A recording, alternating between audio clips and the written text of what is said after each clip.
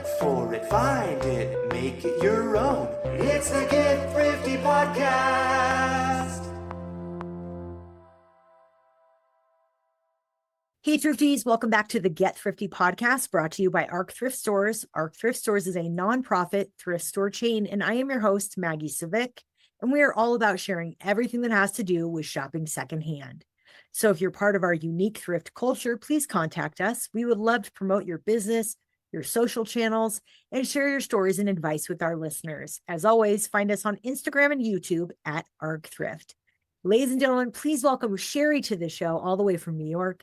Sheri is a Philly-born, Brooklyn-based writer covering style, beauty, culture, and midlife with wit and a clear point of view. Her career has moved through trend forecasting, ad agency production, ghostwriting, and brand strategy, giving her a sharp eye for both what people wear and why it matters.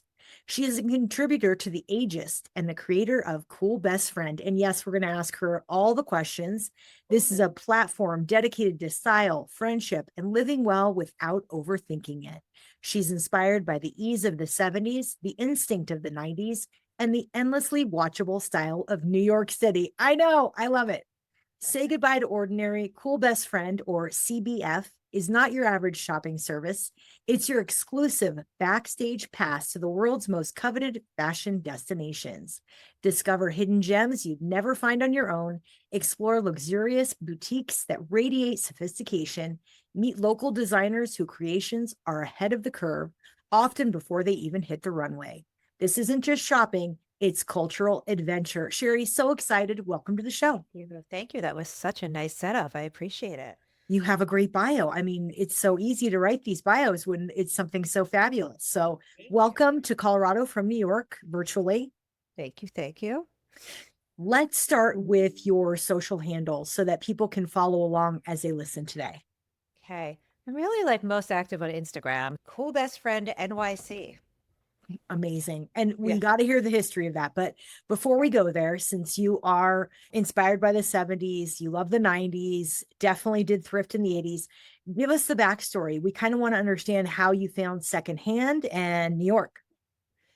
So, I mean, I feel like loving fashion and clothing is in my DNA. My grandmother had a clothing store. My mother loved fashion. Father, everybody in my family really just liked to dress and liked clothes. So that's kind of in my tissue. And as a little art school weekend girl in high school in the 80s, I think, and being into like new wave and things like that, and the asymmetrical haircuts and everything like Joy that. Division. Yes. Yes, we all went very 80s. In the 80s, we went very vintage. I mean, discovering vintage stores, Goodwill, Salvation Army. Also loved Army Navy stores as a kid. There was one in Philly called I Goldberg, which was just epic, like an epic Army Navy store. They also sold like all the Belgian and German like military wear. And I always loved like utilitarian things, I think. Like I love stuff like that. And then I think I started thrifting in the 80s and getting a lot of like overcoats, ripped jeans, Levi's, that I would cut into shorts a lot of the time. And I remember my father saying, it's fine if you want to buy stuff secondhand or go thrifting, but never walk in somebody else's shoes. He's like, you cannot buy shoes secondhand. Interesting. Like, interesting. I get it, but I don't subscribe to that. I was going to say, do you follow that rule? No, not generally. Not generally. So yeah, I think I just always really liked it. And I think it's just something that I've always used to sort of like round out my arsenal and my wardrobe. And then it turns into like a full-time job, sort of, in some interesting way. And you found your way to social media and to New York from Philly. So walk us through that. Oh gosh. So I always wanted to move to New York. I think since I was a kid, because I always loved fashion and I would sit as a kid and look at Vogue magazine and draw pictures. I wanted to be a fashion illustrator when I was a kid. That's what I wanted to do. Cool. Yeah, and I just fantasized about New York. I think I was looking at the Village Voice when I was 12. I was like reading Details magazine. Like, I'm like, these people are so cool. And I don't know, it's interesting. Like, I appreciate Philly so much more now as a grown up, but I couldn't wait to get out of there. I went to college there, and the minute I graduated, I was like, a lot of my friends moved to California, to San Francisco, and I decided to move to New York. So got myself a little job, moved up to New York on my birthday, Ooh, what in was the the first 19 job? First job was in advertising, working for this ad agency that was sort of like a smaller agency, like maybe 150 people there. And the two guys I worked for were like, it was like a vaudeville routine. They were these older men, and I was their assistant. And then I ended up like doing PR with them and just kind of fell into some advertising stuff. I've had so many jobs though. So it's like, I've done a lot of always like in something creative and image driven, I would say. I did move to New York hoping to work in fashion and hoping to work at a fashion magazine, probably would have been my dream. But I don't know. I moved to New York in 1993 and fashion was still very elitist and Sure. very scary. And the people in it were very scary too. And I just did not feel that I was thick skinned enough. I had a job at Donna Karan for, I would say, a month. And my boss was so incredibly scary and mean that I'm just like, I cried every day. So I then decided not to do that and ended up in advertising. I'm like, okay, advertising. There's like young people there. I always loved, I think what I love about vintage too is like I'm a very referential person. I love pop culture. I've always been like a big pop culture kind of Ooh, person. So advertising felt right in that regard. yeah. Did you, I mean, those are the Carolyn Bessette days. I mean, and Donna Karen, I mean, you must have rubbed elbows with these people in I some way. did. I did. I mean, watching that love story show, and I wrote a piece about the '90s that really resonated with a lot of people. I mean, Mhm.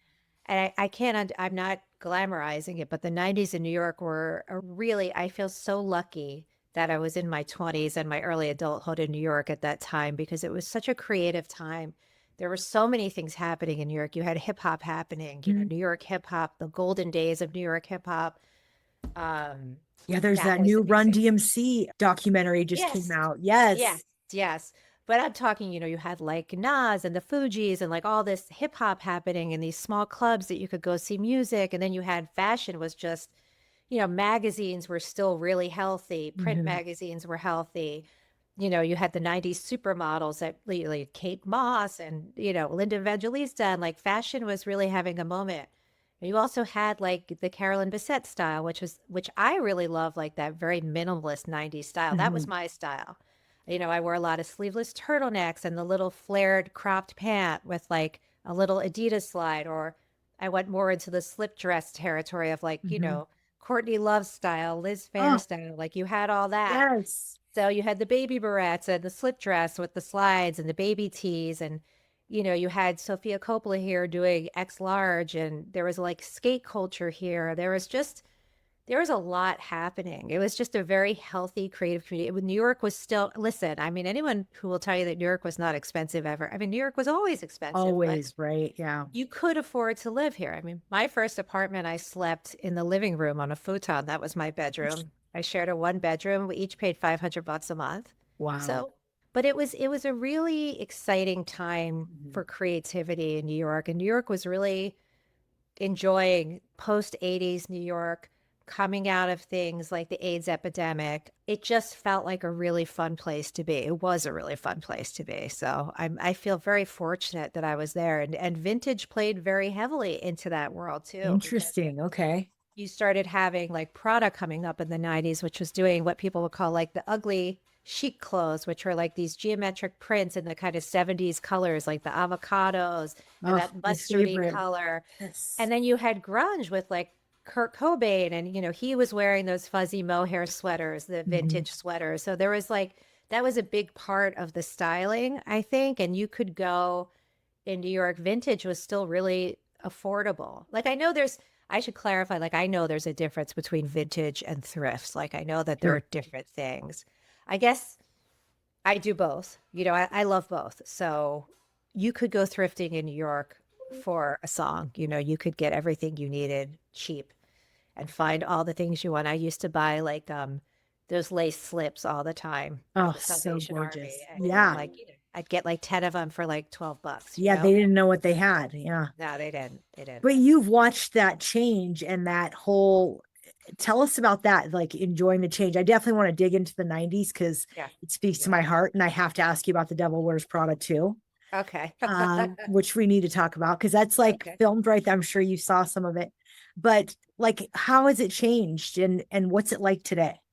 What, New York City or just the Mhm. thrifting scene here? Thrifting scene in New York City. Oh, I mean, I don't think you're going to do a lot of thrifting in New York City unless you want to spend a lot of money. There's pockets. I would say upstate, there's a lot of good thrifting, Mm, yeah. and there's some affordable thrifting there. I mean, the thing is, New York is probably the most stylish city in the country. You can fight me for that, but I still think that's Oh, true. I agree. Yeah, yeah. So, you go to Chelsea Flea Market, which is really fun to walk around, but you're not really going to get a deal there. A place I Mhm. really like, I'm a big flea marketer. Like, I know, Ooh. like, my friend Christine, who's the biggest thrifter I know, she loves like a thrift store. Like, I love flea markets, like Elephant's Trunk in Connecticut. There's one out in upstate New York, past sort of like Rhinebeck, that's called Stormville. That's our favorite, and there's deals to be had. I mean, you will get deals there. And I like that. I don't, unless you're going vintage and you're, looking for something designer, like spending all that money does not make sense. I will say I've noticed a big renaissance for Ralph Lauren. There's a huge vintage desire for Ralph now. And it's like just the basics, like the Ralph button downs, the sweaters, like all of that stuff is having a moment here, I would say. Interesting. Like preppy vintage is definitely having a moment. That's exciting. And, Yes. I think that love story show is really like we get people asking us about Calvin Klein here.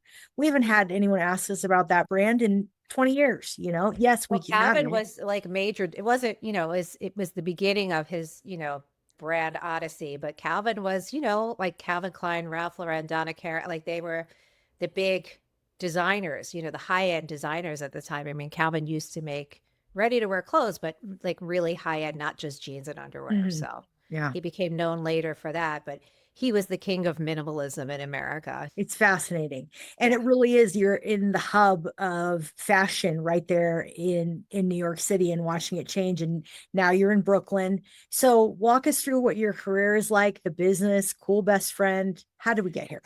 Okay. So so I stayed in advertising for a while. I moved to Miami in 2004 for 7 years, 7 long Ooh. years. Miami is not I my was cup gonna of say I tea. don't feel a Miami vibe from you. No, not at all. Not even close. So that was weird, but I had a great job and it was with ad agency is kind of a cyclical thing. This one was like the place to be at the time. Like all the cool kids were working there. Mhm. And I don't know if you remember like the Burger King with the big king head. Like we did that. Oh We yeah. were doing like a lot of subversive stuff. And everybody that worked there, like, it wasn't like I had such a New York point of view. Everyone who came to work at this agency in Miami, they were from all over the place, like Mhm. St. Louis and different parts of the country. And a lot of them were like athletes or athletic, or they had like BMX bikes, like they were adventurous. So the way that they dealt with stress in work was very different than the New York, and Yeah. I loved it. I'm like, these people like thrive in stress. And it taught me a lot in my work life of how to handle stress. I was a producer for a very long time. I should say Oh. that I was not a writer at first in advertising. I worked in trend forecasting for a little while, which Ooh. I adored. Mhm. And then I became a producer, so I was producing photo shoots and things like that, and I got to do a lot of really fun Still things. creative though. Yeah. Yeah, but using the part of my brain that I really do like too, which is organizing things and connecting people, and I loved all of that. So I did that for a while. And then during the dawn of Facebook, when Facebook came around, I started posting a lot on Facebook. And what I started doing was posting during the awards season. And, I was using Facebook improperly because we know this is more of a Twitter exercise, but I was like, reviewing the fashion on the red carpet. And I just got in the habit of writing again. It got me writing every day again. And I stopped writing for a very long time. So then in the early days of the blogs, I created a blog that I just did for myself. I wasn't looking to become like a big influencer or anything. I just wanted to write. So I had Sherry Maven blog for a while where I wrote about fashion primarily and some other things. And I just kept going. And then I started getting writing assignments for some ghostwriting for people, but also writing my own stuff. And then I ended up doing a lot of copywriting for beauty brands, women's brands you'll have heard of. That's what I've been doing the past 10 years or so. Skincare, hair care, a little bit of fashion. So all of that kind of stuff. And then I started my Cool Best Friend Substack a while ago, and I just celebrating female friendship. I went, so Mhm. this brings us back to the thrifting. I went to Montreal on a girls' trip with all Mm, the girls I grew up with. We're still all really good friends. Obviously, we're spread all over the country, but every couple of years we get together and meet for a long weekend, which is just the best. And we went to Montreal this time. And like, Canada, the I'm best. the only one that doesn't have children. They all have children and they all have very different lives than me. So of course, when they see me, all they want to do is go shopping. That's it. Mhm. They just wanted me to help them and take them shopping. So we ended up in a part of town in Montreal that's like a lot of vintage. And I'm forgetting the name of the area. It's like a canal, something like very cool part of town. And there were so many good vintage stores. I was running back and forth and dressing them and helping them, thinking like, wow, like, wouldn't it be great to start a business where you could do this with your friends, maybe get some special things like stores that, maybe the store would be closed and you could bring 5 friends and Mhm. shop together and have drinks. So that was sort of the inspiration for Cool Best Friend. And it's that one person that's always in the know and is going to help you out and is just like a good solid friend. So that was the inspiration for it. And it takes the sting out of being scared to shop thrift, which so many people are like totally over. Ego. Talk about that. Yes. So I also think like in midlife, and you're about to turn 50, so you're there. I don't even know if that's midlife anyway. It's past midlife as far as I know, but let's just call it that. Exactly. Make ourselves feel better. But I think vintage and thrifting is really confusing for a lot of people. They're afraid of it, Mhm. like they don't know what suits them. I think like, I don't think my sister's a big consignment store. Like that's a whole other thing is people Oh who like yeah. to shop consignment. My best friend Mhm. Tracy just opened a consignment store up in Wellesley in Massachusetts. That's like not a lot of vintage, but newish consignment. Mhm. Really mint condition things. It's great. So, but vintage is its own beast, and you really have to enjoy the thrill of the hunt, Mhm. and like once you can do that and have fun with it, and you're not you just have to have fun. Like you have to just enjoy hunting for things. I think that's what vintage is. It's not like you're looking like I'm going to get my work outfits for the next 3 months here. Like maybe you could, but like I don't know if that's the assignment for a lot of people. It's like, oh, I just want to get like something cute to throw over a bathing suit, or like I think it's more fun when you're not looking for a thing. When Mhm. you just find things, to me, is where the fun And, happens. and that kind of answers my question about like, what are people doing wrong when they walk into a thrift store, which there's so much.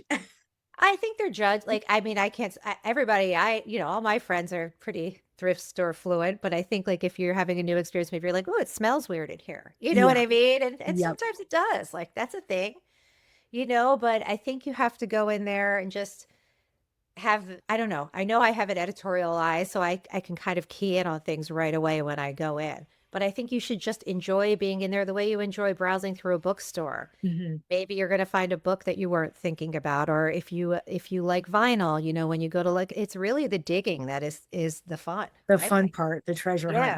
Yeah, 100%. yeah, yeah. Well, what do you think has changed? I mean, obviously, you lived in a style kind of forward era where it was thrift was cool, but what Yeah. do you think happened? There was this like void for a while I think what where, happened is the younger ones, like millennials and post Mhm. millennial, are very into sustainability. I think they don't like the wastefulness of the fast fashion. I mean, I think they still shop fast fashion, but what I've started noticing when I went shopping, my husband's from Louisville, Kentucky, and there's some great thrift down there. And I went Mhm. to this vintage store, it turns out, and I'll shout her out a bit. It's called Really Good Vintage in Louisville. It's great. Ooh, She's got great stuff. She lived in New York for a while, but is from Kentucky. And the prices were fine, but they're sort of the prices that you would spend on like a shirt at H&M. So they're not $5 anymore. You can still yeah. find that in Goodwill or a real thrift shop, but if you're looking at a more curated experience where you're going to see more stuff you like, your price point might become higher. I noticed Mhm. that the price has gotten higher, particularly for clothes, Big time. because I think that young people are willing to pay that. They'd rather spend $40 on a shirt that's more sustainable than something that's going to end up in a landfill in a foreign land. So Mhm. I think there's more awareness now, and I know that from being a beauty writer, like people want to know that the products are clean, and people have questions, like the consumer is more educated. So I think there is a desire to be better for the environment and more sustainable. And I think what's cool when you shop at somewhere like Beacon's Closet in the city, which I really like, and I sell to Ooh, them my own stuff. It's a great location. I think they have 3 or 4. I think they might have 2 in the city and a couple in Brooklyn. There's one in Park Slope, which is close to me. you could get a credit that you can take the cash, or you could get 3 times that in credit, and you can really never have to spend money on clothes again if you wanted to, if you just exchange what you don't wear anymore. And Yeah. I think that's just such a smart way to shop. I mean, the constant barrage of consumption that we're seeing, even Mhm. myself on Instagram, it's just crazy. Yep. Like, And I was it's looking for a unavoidable. bathing suit the other day, everybody's favorite activity. And then I started getting served, like, it keep getting served this one bathing suit like 16 times a Yeah. day. Because you Like, looked at it once. I hate it here. Yeah, like, I feel assaulted, like, I Yeah. don't want this. But I think, with thrifting, you have more control over what you're buying. You're not spending as much money, and hopefully you're creating this very circular Mhm. system. Economy. Yeah. Yeah. And it's a beautiful thing. And it does give me hope that there's longevity in all of this, which is exciting. Yeah. When you talk about the 90s, I loved your piece. This whole idea that it was the last time that it wasn't content, it wasn't being served to you. Talk about that, because I'm dying to know. Like, I think people are really longing for that era again. They're Yeah, well, we missing. weren't observed in the same. I mean, you had Bill Yeah. Cunningham walking the streets in New York, and if you got photographed by him, like I never have, but I interviewed a woman who got photographed by him many times, and that was an honor. But you Mhm. weren't being observed, and you weren't doing selfies, and like that was not it. That was not it. I mean, I Mhm. wish I had more pictures of my. Thing is, Oh I've yeah. never liked. I should have said that back at the beginning of the blog. Like, I'm not somebody who wants to be photographed in my outfits. Like, I'm not an influencer, I'm a writer, and those are different things. I'm a writer and producer. I prefer to be behind the scenes. That's more, Mhm. this I'm totally fine with, but that's not who I am. And I think we didn't really have that in the 90s. I mean, Mhm. people got photographed and they would be in magazines and you would see them on TV or whatever, but like the regular people were just walking down the street and you would admire each other. I wrote a Yeah. piece the other day about smoking because I used to be a smoker. I'm like, I Oh my think we God. And it's replaced, back. I know, we replaced cigarettes with the phone because, that's what Oh, I was doing with my interesting. hands when I was walking down the street. I was smoking a cigarette and Yeah. then the phone came. So I think we That weren't is being such a great point. Right? We weren't being observed in the same way that we're being observed now. I just saw this great interview with Matthew McConaughey that he did with Theo Von, the comedian, and he said, we're judging how we think of ourselves based on likes that we get, based on Mhm. how other people see us. And like, Yeah. that's really messed up. That's Yep. like, that's not okay. Like, I think we had a stronger sense of self then.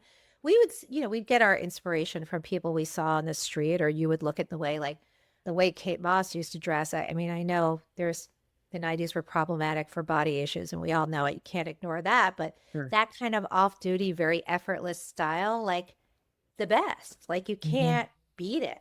Like 90s, just Google 90s couples walking through the airport, and you're going to be like, oh my God, like so Different good. time. Yeah. And it wasn't all about like, yes, there were things like logos and labels happening, but it was just different. It was not this influencer world that feels very manufactured and sort of vulgar in my Mhm. mind, a lot of it. Not all of Yeah. it, but it's not, it wasn't this cosplay that we're having now of Carol. If you knew how many girls I see dressing like Carolyn Bessette Kennedy in the city, it's adorable. It's cute. Yeah. It's back. It's back. In the 90s, I used to joke that there was a Gap on every corner because there kind of was. And you Yeah. could go in the Gap and get yourself a good pair of flat front trousers and like a sleeveless turtleneck and spend, $100, if that. And you had yourself your nice And little you looked work outfit. fabulous. And you Yeah. could go out after work in that. And, Yeah.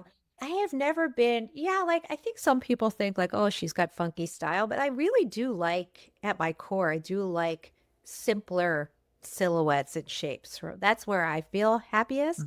So I think like going back to the point about not being observed, like we were just dressing for ourselves. Mhm. I mean, Yeah. I think we were dressing for male attention sometimes if you were single when you're young, but it just did not have this self-conscious energy that we see now. And my show notes have an interesting question about, the idea of this imaginary audience and how it's changed our personal style. Couldn't be more spot on. Yeah. Yeah, it's crazy. Yeah. But a fun time. I mean, I do enjoy watching it, and I love that thrift is a small part of that equation. But You also had different arbiters of taste. Like, I think I was listening to a podcast with Kim France, who, is very big shopping influencer. She started Lucky Magazine. She was the editor in chief of Lucky, which was all about shopping. And she was a Sassy Magazine girl too. So she's pretty great. And she talked about in one podcast just missing the tastemakers, missing that you would Mhm. look at your magazines once a month or however often they came out, and like the editors of magazines were telling you what to buy, and you Yeah. listened to that. I mean, you liked what they were putting out. They had great taste, and then you would see how it translates on the streets, and then you would interpret it in your own way. It wasn't there weren't the influencers were just walking down the street Yeah. versus having a million likes on Instagram. I'm so excited to see, and I know it's been over talked about, but I'm totally can't wait. The Devil Wears Prada too. Speaking of magazines and Yeah. being told what to wear, it was definitely of that time. I'm Yeah. dying to see what they do with it and how they address some of the problematic points that were happening, but were real and not shying away from it. It exists. Here's my thought though, but you might not like this. I enjoyed the Devil Wears Prada one because I'm like a closet Anne Hathaway fan. I don't know. I think she's so beautiful and I really like her. I know a lot of women don't like her, but I Oh, like her. she's fantastic. Yeah. I think she's great. So women who worked at magazines like Vogue did not dress like that. They did not dress How could they afford outrageously. to? It's not that they were more like the CBKs, like fashion, the real fashion girlies that were, Mhm. they were very well bred. They went to Ivy League schools. They Interest. So came they from were rich buttoned up. families Yeah. and they Preppy. dressed, but simple, classic, elegant, Mhm. but not anything too fashion. Like if you were screaming fashion, you probably weren't working at a magazine. Interesting. Yeah. I kind of love that behind the scenes thought on it It's though. true. So when I watched the first one, Emily Blunt and all the outfits, I'm like, nobody at Vogue dressed that way. Yeah. They didn't really get access like that. I guess it is kind of this fantasy, and I'm just interested to see what they do. There's all this talk about them including vintage in a more meaningful way in the I like that. movies. I So I'm like that. excited for that. I'm hopeful Yep. that we Like can you think talk like about Sex that. in the City, like Sarah Jessica Parker, there was vintage in there all Oh, the she time. loved it. Yeah. Yeah, and I think like she was very, I mean, I can't say enough about how, that show is hugely influential in New York if you Yeah. were of a certain time. And the real's not this weird version that came out late. I don't understand why. Well, oh yeah. People, what is it? I can't even remember what it's called. The next chapter or Yeah, something it's weird. real One of bad. Yeah. One of my favorite podcasts was covering it. Was like they just hate watch it, which I thought was an interesting way to Yeah. describe it. Yeah, it's very bizarre, but I think she also, and like designers, the costume designer that showed Patricia Field, the first one, I mean, she was really like pushing vintage too. And I Mhm. think they did it in such a cool way, like all the kimonos she would wear and the vintage nightgowns and, like just all the things. Yeah. I have another show note that it says that you describe the 90s as the blueprint for thrifting. Yeah.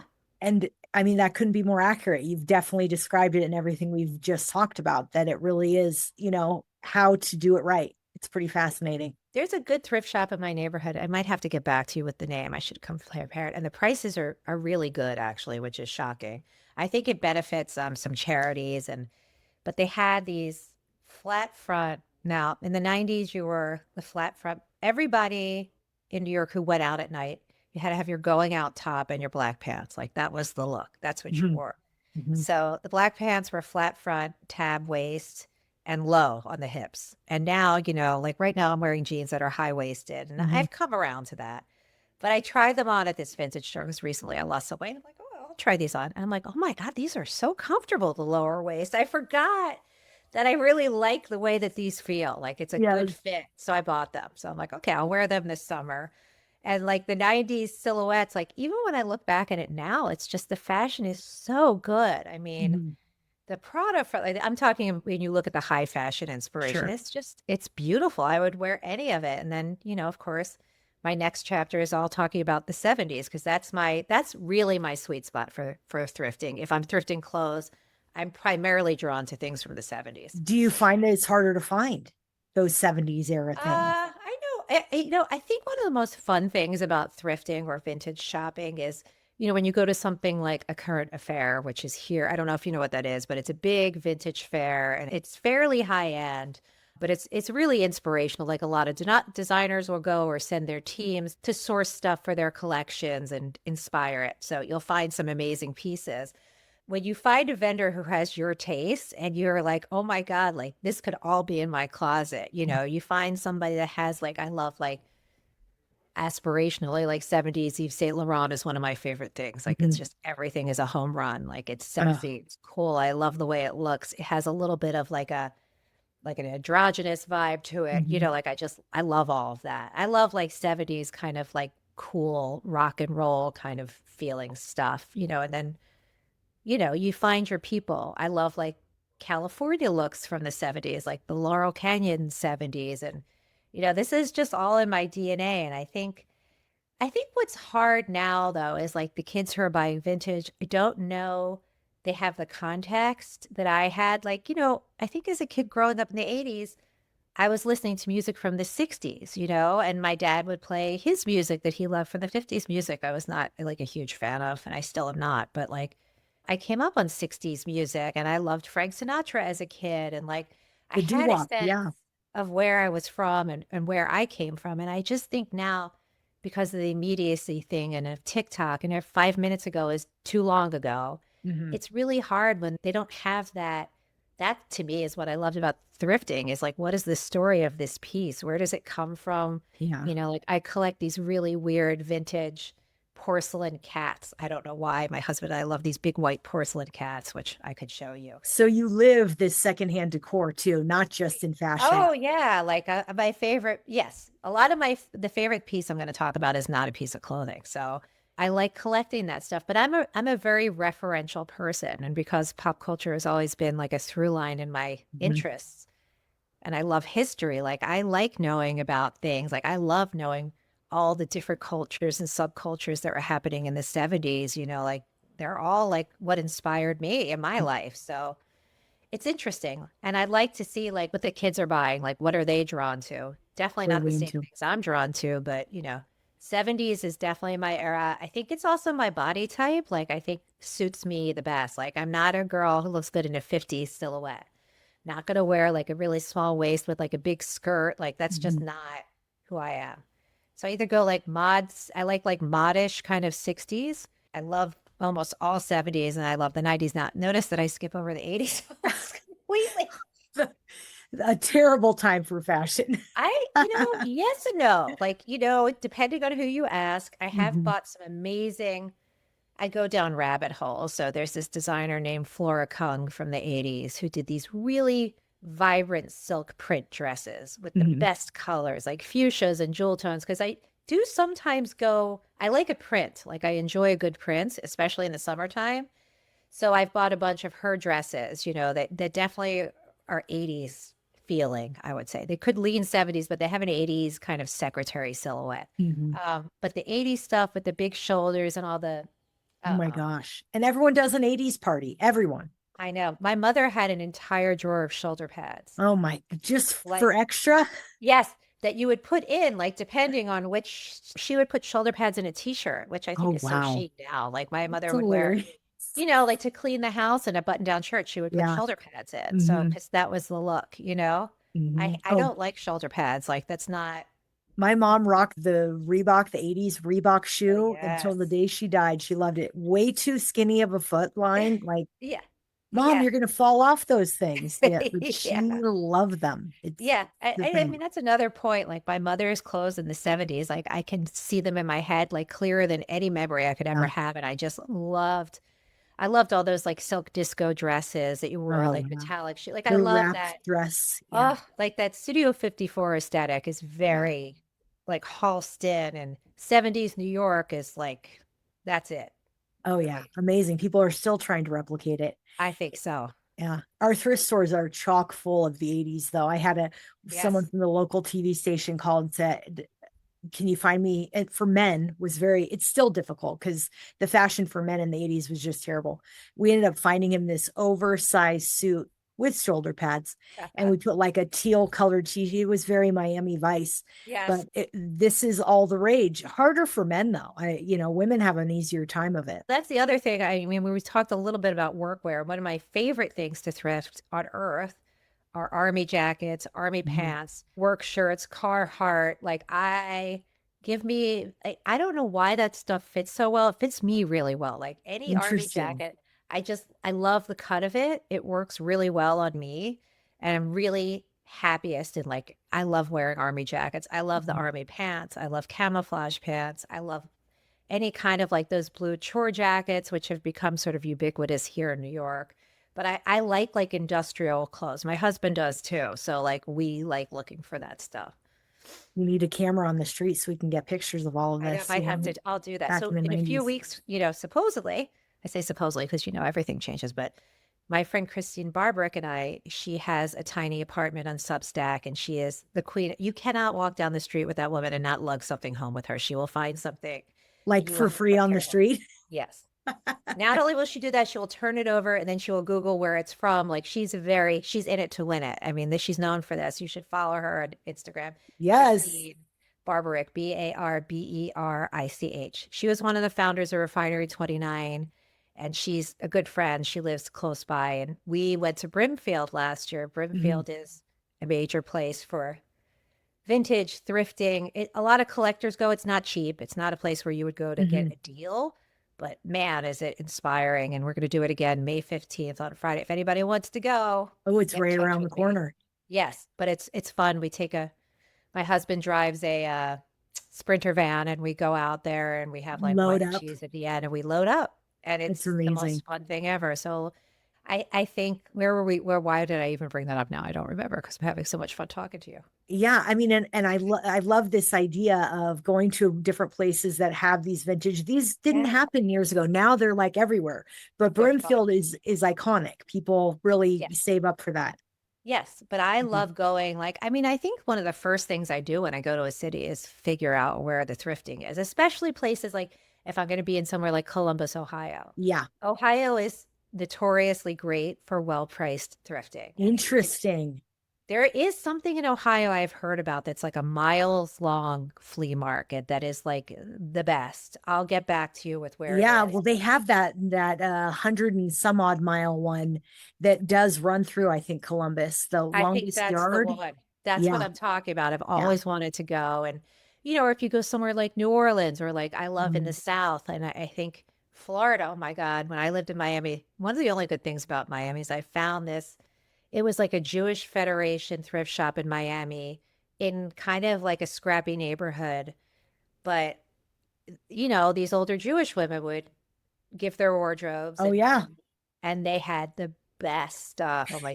Oh my God. And because like they I were found only down there for the summer. So they were like, yes, and that's another weird rabbit hole I'll go down. Like I love strangely, this is so not me, but like vintage Lily Pulitzer in the summer I love. Like interesting. I'll Yeah. go for something like that. Like I love that look and that's a fun one to look for. And like my mother wore this brand in the 80s. It was all gauze in the summer. It was called New Hero and it was separates and bright colors and it was just like cool, like, elastic waist pants and like real easy Oh, stuff. elastic waist pants. Yeah. Yeah. God bless. You're turning 50. You'll be in Yikes. those a lot.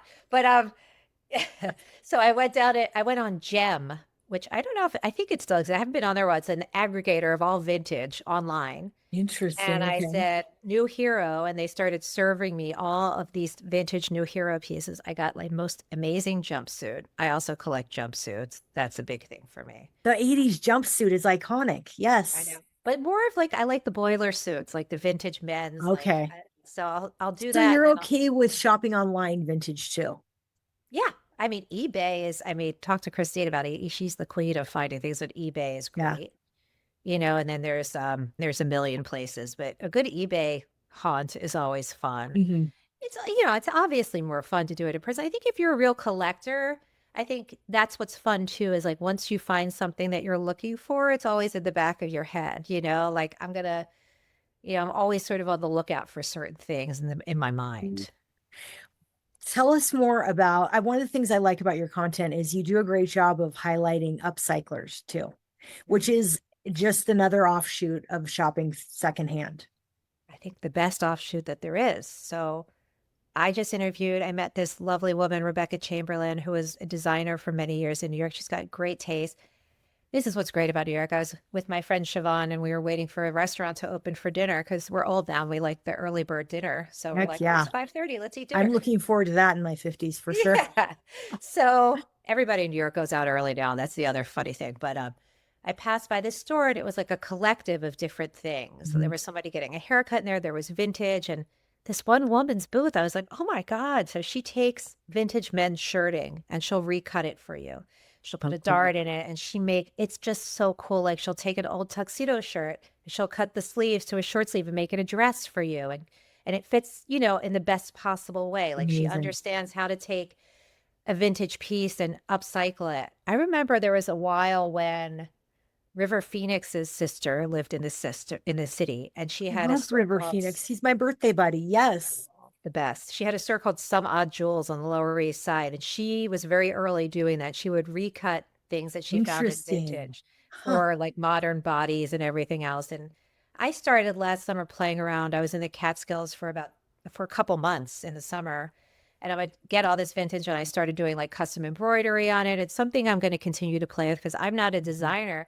But could I take a piece of vintage and work with someone who does embroidery or patchwork and make And something? give it new life. Yeah. Yes. And I love that. I just think that is so cool. So that's something I really want to start doing this summer Yeah. again. I'm doing an interview later today with Dana. Shout out Dana. She takes men's ties and men's shirts and creates like these like luxury bags. So I'm dying to hear what that is. Oh, cool. It's Yeah, I really love it's that. fascinating. I love that has become yet another avenue of thrifting that we can talk to people about, and this item gets to have new life. Yes. The Yes. story continues. Yes, absolutely. All right, unicorn item. Can you tell us like the thing you're most proud of that you found secondhand? Yes. Okay. So I don't know if it's the thing I'm most proud of, but I was at that Stormville, the one I talked about upstate New York, the flea market, and I found a John F. Kennedy painting. I mean, I should show it to you. Yes, please. Oh, I'm I love so it when bad at someone trying shows us stuff. We're finally on YouTube. I to need to do that more often. see if I know how to turn my camera around. Can I do that on Yeah. here? Oh, Oh, I love this. let me see if I can do it. Oh, I love your mirror and your Oh, owl. Oh, thanks. Oh, I can show you behind me. That's what I could do. You see that? oh, oh my gosh. That See? looks like something like someone. So What's that's a the painting. story? It's a wood frame. I found it. Well, I'll show you my other favorite thing in my apartment, which He's is like not. in Hyannisport or something, That's right? Keith Richards Oh, behind that's me. amazing too. Yes, he is. He's in Hyannisport in a blue polo, khakis with his wafer sunglasses in his hand, and it's in a like a driftwood frame. And we saw it. Unbelievable. We were both like, "Oh my God, that You is have to bring just it home. Yes. magical." And some other woman looked at me and she shot me like a death look. I'm like, "Did you want that?" She's like, "Go ahead." I'm like, "Okay, Ah, thank you." good karma, lady. Because I Walk would away. cry, and it was like $10. You're So kidding me. yeah, and it's Is just it like it's like, amazing. is it a local artist? Did you find the story? Did they know? No, the guy said that they found it at a thrift store in Massachusetts. Makes Wow. sense. So it was probably a local artist, but it's definitely him in Hyannisport. And I've always sort of fetishized the Kennedys in Hyannisport in that era, and like, Oh, you yeah. know, how fantastic they all look. Oh, growing up in the 90s, you must have seen all that because they were always making the headlines. That was the news, our royals, you Well, know? John Kennedy Jr. I mean, even my husband said he ran into him a couple times in the city, and he's like, I'm not really one to like comment on good-looking men. He's like, but that guy was ridiculously good Yes, looking. worth the comment. And how Yes. did you feel about Love Story? As a New Yorker, did they do it right? Did they do it justice? Yeah, yes. I mean, I enjoyed it. I think she looks nothing like Carolyn to me. I thought she was very good, but she does not Mhm. have the Carolyn thing in my. I thought Yeah, he was very good. Yeah, it brought me back to a time. Like I like that they shouted out the 90s. I mean, the yeah, Calvin stuff. Like, yeah, yeah. I enjoyed it. I didn't watch the last episode because I can't. It will make yeah. me too sad. Too close to home. If you're a That New was my Yorker, yeah. birthday. I think July Oh, 17th is my birthday. And I was out in Montauk in the Hamptons for my birthday weekend. And it happened that we were all sitting at a bar. We were having like oysters and beer or whatever. And it came up on the TV. oh And my gosh. it was devastating. So Devastating. Yeah. that was horrible. That was really, really horrible. But yeah, It's that's probably certainly, yeah, and it took them long enough to tell this story because, like you said, they didn't have a camera in their face all the time. It was probably really hard to tell the real story. that's true. And I will say my favorite clothing item I have is a really beautiful woolish light wool wrap dress from Jeffrey Bean from Mm, the 70s that's long, that has a slit in the front. I'll wear it with like a wide leg pants. And it's like my go-to holiday outfit every winter. I just love mm. it. Very chic. So beautiful. Chic. Yeah, That's the yeah. word. A That is chic the word. time in New York. Chic. Oh, yes. What about the one thing you want to manifest? You obviously believe in the story of things. What are you looking to manifest the next time? Maybe you're in Brimfield, whatever you're doing. What is it? What are you looking to bring to life? It's just such a good question, and nothing is immediately coming to mind. I'm sure that I will think of it. Yeah, I have to think about that. I'm not sure, but Oh, I I, I, love I that. do think it would probably be an object for the house. I did buy, I'll show you what I bought last year. I didn't buy much, but I I'm bought some dying to cute see one of stuff. these cats too. Oh, I'll show you the cat. But I bought a Staffordshire dog because I Gosh, love these. The amazing. cats, wait, I'll show you the cat. Cats are, I know, we're so I've bizarre. got to see this. I've got to see it. That John F. Kennedy painting, though. Wow. Cats, here's the cats. Oh my gosh. Are you a cat person? Do you have No, cats too? no, I have a 4-pound dog. I've never owned a cat in my life. That's the best kind of cat, in my I opinion. think so. You I'm don't not have to really, clean the, cats are not, I wish them all the best, but they're not really, they're I'm a not for dog you. lady. Yeah. So yeah, so I'll be manifesting some, I do like to find, I think Brimfield's great for paintings and art, and you can find really great pieces of art there. And I really like Mhm. looking at that stuff.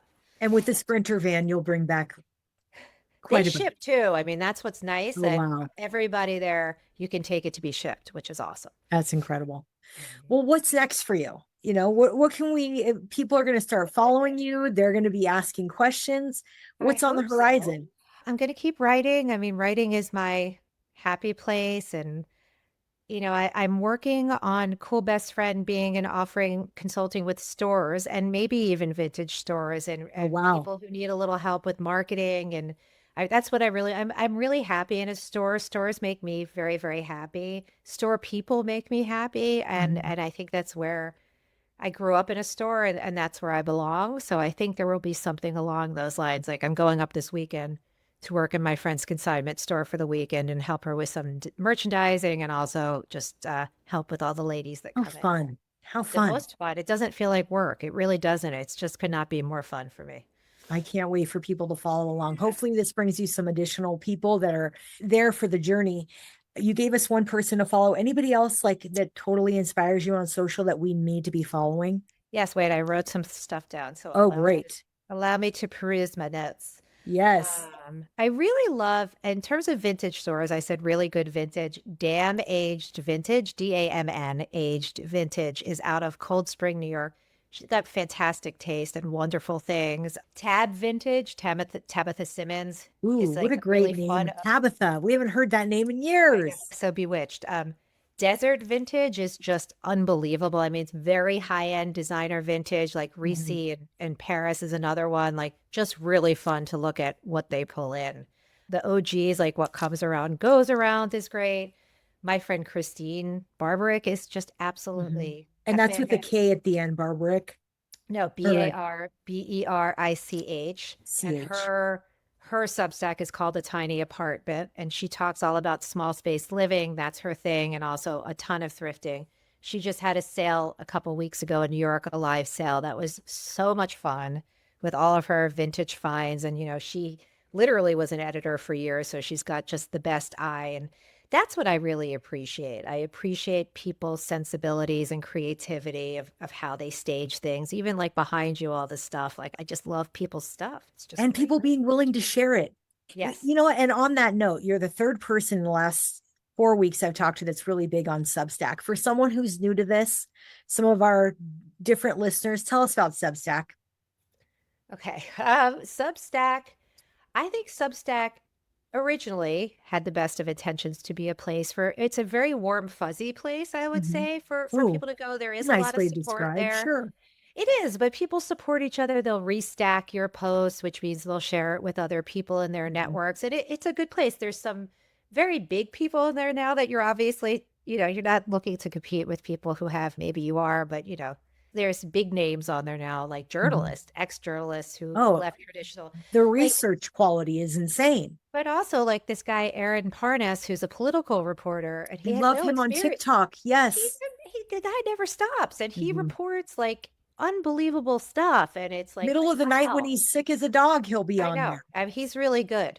But, for fashion stuff, there's just so many amazing people doing Mhm. fashion on there. I tend to round out a little more and do more culture because there's just a lot of fashion Sure. content. There's beauty, there's anything you want, there's midlife content. And I would say, like, just get in the practice of doing it. You don't have to publish it right away. Just Mhm. start. And it's I don't know. I'm not an anti, this will not go over well with people who are writers, but if you need to use chat to help you structure a piece and get going, use chat. Use it. It's there. It's a tool. Don't use it to write your whole thing, but like if it's going to get you started, if something you've been curious about, then do it. And there's great thrifting content on there as well. I Yeah. should find some of those for you too. And I love that you describe it as a warm and fuzzy community because I It think is. people are searching for that these days. Oh, there's a woman named Kendall Flavin, who I'm not sure the name of her stuff, but if you looked her up, she talks a lot about vintage. And there's this woman, Virginia Chamley, Chamlee. She's also a big thrifted vintage person.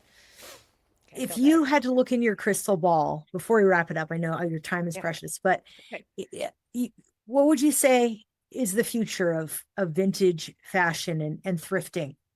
Oh, I think it's just going to keep going. I really think that we are in a moment where people will integrate it into their wardrobes as much as, anything else. Like I Mhm. think a trip to the vintage store will be ubiquitous. I think it's a really, I think in this age of robots and everything else, and the Mm, downside of that, being in person and being able to go in a store. I mean, you know how you feel, not everybody feels this way, but when you go in a bookstore in a different city that you've never been and you the just best. feel like I could just want to cuddle up in here and be in Mhm. here.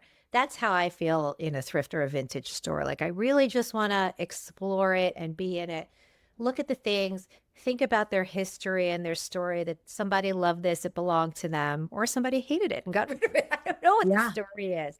That was always my fantasy when I thought about being a designer. Like I thought about the hang tickets and that they would always have a story about where this dress comes from, why it Oh, was created. Because mhm. I love clothing, and style tells a story. It tells a Yep. story about you, and it tells a story about somebody who owned it before, about the time in which it was made. And, also the craftsmanship of things made. This woman in my neighborhood has all these gorgeous vintage Pendleton skirts, like those Christmas skirts, like the wool pleated skirts. They had a moment Yeah. this winter. And the way they're constructed, like they're so beautiful. They're No, they'll just, last forever. Yeah. I mean, they're gorgeous. They're meant to be there. Now there's this new term, this will interest you, called future vintage. Some designers who are designing now are calling this is something you're going to spend money on, but it's an heirloom piece and you're going to pass it down to people and it's Future going to be vintage. future vintage. So that's the next frontier, is I think creating pieces that people will have for generations. Quality craftsmanship again. Yeah, I think so. And also just having fun and buying a bunch of silly t-shirts is also Yeah. great. Or like an ET doll like you have back there, Oh my gosh, I love all of my old stuff. That's Yeah, actually, I got that when I was 6 years old. We lived in Japan, and my dad got it when we were living in Japan. I love that. I Yeah, love the the dog vintage of carcages it when we all. got to. And Great. and the stories that happen in we have 40 stores here in Colorado, and I've got women that have worked for us 20, sometimes 30 years. Their granddaughters work in our production rooms, and Yes. they are believers in the ghosts of our stores. Definitely. Real. And I was just in a place up in the North Fork, which is sort of adjacent to the Hamptons, has become like a very aspirational beach town, very fancy houses. But in town, they have like a church auxiliary kind of thrift shop. Oh, And those are the best. everything is like $2. Like they know who's in their town, but they don't price it like that. I bought like three men's button downs from Brooks Brothers that I will wear over bathing suits all summer. There's like Mhm. thin cotton, and I spent like $10. So that was a good day. I hope those always exist They always forever and ever. exist. Yeah. Yes, yes, yes. We go back and forth on this struggle, which, even our board asks us, why don't we do e-commerce, And for us, it's this image in Colorado, the way we stand out is because we don't take the good stuff from our floors and overprice it online. And I hope, I never say never because, the business Yep, model changes, but yep. gosh, I do want to keep that feel. Grab your coffee, come in and spend 2 to 3 hours in my store, Yes. Or have a like vibe. the also expensive, but a lovely way to spend an afternoon. One of Yeah. my favorites is the Rose Bowl in Pasadena. To go to Oh, that yes. because the weather's gorgeous and you just Yep. take your coffee, go early. Like I'm an early Huge. bird. I like to just get up and go, and it is just, yeah, it's The magical. best. Yeah, that was my first. I'm from Southern California. Uh-huh. So yeah, the Love it. Orange County, swap meet was my Oh, first I love ever, good swap. Oh yeah, the best. And in California, you also get your, fresh fruit on one aisle, and then the next aisle you find that cute skirt that, somebody made. So I love it. I love it. I love it. Well, I always say that we are devoted to, spreading the good word of shopping secondhand, but it's people like you who are talking about it online and making it cool and keeping it cool for centuries to come that are going to save our industry. So thank Yes, and you if for your anyone's in New York, service. I'm happy to take anybody who's listening to the Be show that wants careful to what go you with wish me. for. Let's go. Oh, Let's I do love it. that. Thanks for Uh-huh. your service to our industry. We're so grateful. Please Of keep doing it. course. Of course. And as we end every pod that we have ever done for this amazing community of vintage resellers and thrifters, secondhand DIYers, Yeah. upcyclers, we do a shout out to my personal inspiration, one Miss Dolly Parton. As you can see, obsessed. Thoughts, feelings, anything you'd like to say about Dolly Parton? I mean, I feel like Dolly Parton first came into my vision in the 70s, right? When she was like full doll, like really The big. real Dolly. Yeah. I mean, she to me she's so sophisticated, and I know she's a sophisticated image maker to me. She makes Mm. it look easy, but I think she really understood that like if you're going to be looked at, be looked at. Like she does not take herself too seriously with her appearance. The hair, the nails, the sparkle. To me, it's like it's authorship for her. Like that's her Mm. thing. And I think it's like this hyper feminine kind of exaggerated look, but to me it's very feminist. Like she's owning that. And Oh, that's what I really love about her. Like she is a feminist and she looks like a very traditional female in many ways, like a southern lady, but she is such a trailblazer oh, and a groundbreaking I love person. And that. she did it as a woman and like a woman that's very voluptuous and very exaggerated with the wigs and all of the things. And I just think she's just a singular, one of a kind Mm. gem, Oh, national treasure. 100%. We need to Yeah, wrap her in bubble wrap and preserve her I forever. know. She can't ever leave us. She's not allowed. But I think you're one of the first people to ever, remind us that she really is the feminist of our time, like 100%. Absolutely. Ugh, Absolutely. without ever She's having to say it either. I love that about her. exactly. Exactly. No, love her. Sherry, you're an absolute delight. I'm so You are grateful for too. your time. Thank you. You have Yeah. wonderful stories. You It need to was do many more podcasts. I feel like I could ask you a million more questions. anytime. This was so much fun. We Thank may have you. to have you back after you do, some trip and you find the amazing haul. Please let us know. Yes, after post Brimfield, we'll have to do a debrief. And if you ever come to Colorado, please look us up.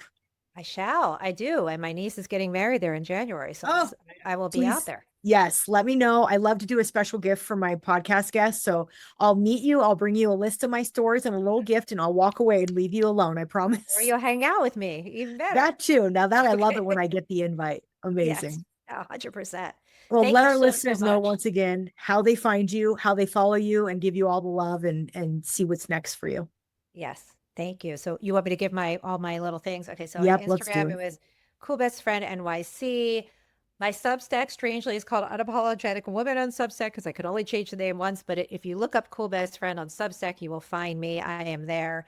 And also, I have a byline at the Ages. So if you want to read some of my pieces on the Ages, where I write about midlife and different things, but also some pop culture, like I need to my love subscribe for. to that. Yes, you must. You must. It's a great. Now that you're turning 50, it's time for you Yeah. to read the Ages. You're The official. milestones. Yes, they Yes. continue. And happy birthday. It's going to be great. Thank you. Thanks so much, Sherry. Appreciate you joining My us. pleasure. Have a good one.